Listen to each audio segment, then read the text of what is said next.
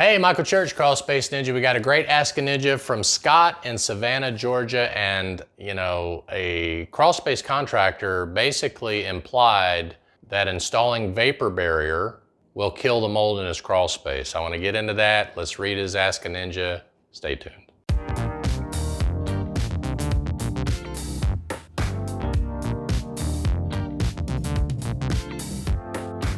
So if you're new to Crawl Space Ninja, we talk about everything related to crawl space encapsulation, mold remediation, waterproofing. We hope you'll subscribe to our channel, ring that notifications bell. Make sure you follow us on Facebook, check out our DIY store and our franchise opportunities. Okay, Scott, so let's read your Ask a Ninja. I just received a quote from a local crawl space company. They said, I only need a French drain along one wall. This is where the water sits after a heavy rain 2 or 3 times a year. They would not dig down to the footer to install the French drain. They also said there was no reason to treat any fungus as it will die once the humidity is low after the vapor barrier is installed. I don't understand how vapor barrier can kill mold. I don't get that. So let's talk about a few things here, Scott. Number one, we don't recommend installing a French drain only where you see standing water, okay? Because according to HUD, water rises from below. It's called the water table, and that, you know, a couple times a year that you're talking about, yes, it may only show itself over in that one wall now, but what about 10 years from now? What's it gonna look like 10 years from now as soil shifts and outside soil, downspouts, different things happen?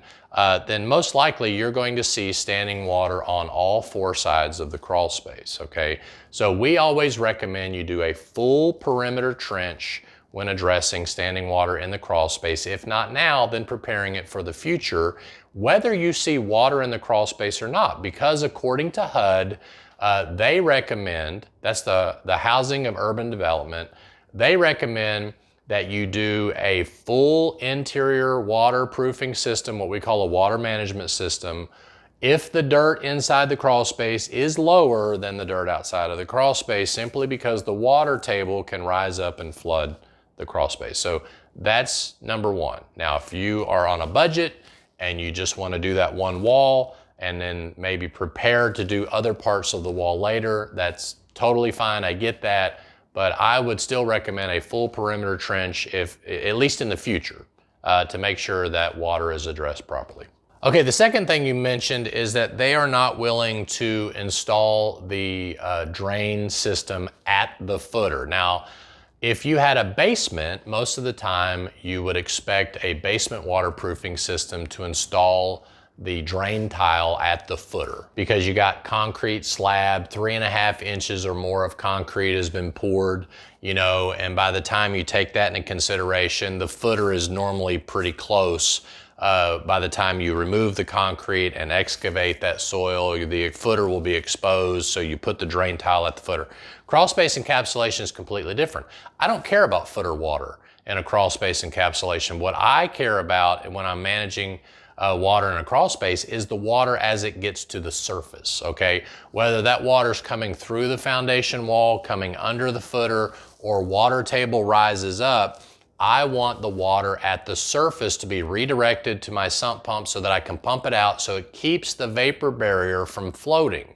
Okay, in a basement, you've got concrete that cannot float, but in a crawl space, the vapor barrier can float and shift, and that can create a problem. If you bury it at the footer and then water makes its way to the surface, that footer drain is not going to address surface water because it's taking on all of that water that's coming through the footer or as the water table rises. So I would recommend you have the drain tile just below the ground surface in the crawl space for any water management system. Scott, you didn't mention a dehumidifier. So according to what I read, I'm only assuming that they are telling you that by installing plastic on the ground, that will control humidity, and that controlling of humidity will, you know, kill the mold.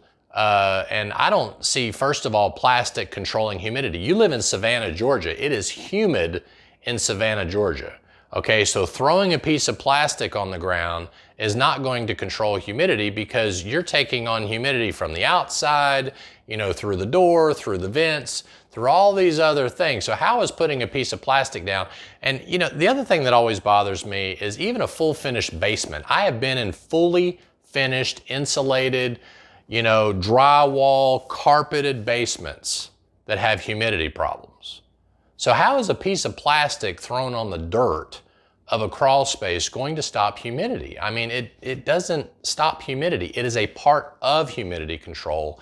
You're gonna still need a dehumidifier if you're gonna control that humidity. And oh, by the way, dehumidifiers don't kill mold, okay? Lowering humidity does not kill mold. Whether it's using vapor barrier or a dehumidifier, you still need to apply a disinfectant. I don't know why these companies keep telling you that, you know, putting in a dehumidifier kills mold. There is no scientific proof that it kills mold, and even if it did, dead mold is a food source for other molds. So we always recommend that you physically remove the mold, apply a disinfectant or what we call a cleaner to get into the wood and destroy the root system of the mold, because it does have a root system, and then make sure that you keep the humidity under 60% year round, and even go as far as to apply a wood protectant that keeps that wood from absorbing moisture if for some reason the dehumidifier fails. So I think you're getting some misleading advice on vapor barriers killing mold, if that's because you didn't mention they were installing a dehu, but either way, dehus and vapor barriers do not kill mold. I wish they did, because it would make our job a lot easier.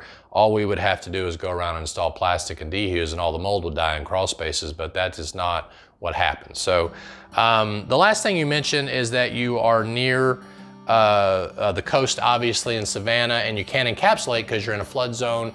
We did a great video about flood zones, and I'm going to put a link to that down below. Andrew, our Wilmington, North Carolina, goes through a lot of what you need in a flood zone, what can be done, what can't be done in those situations. So make sure you check out that video. I'm Michael Church, Crawl Space Ninja. Hope you make it a happy and blessed day, and we'll see you later.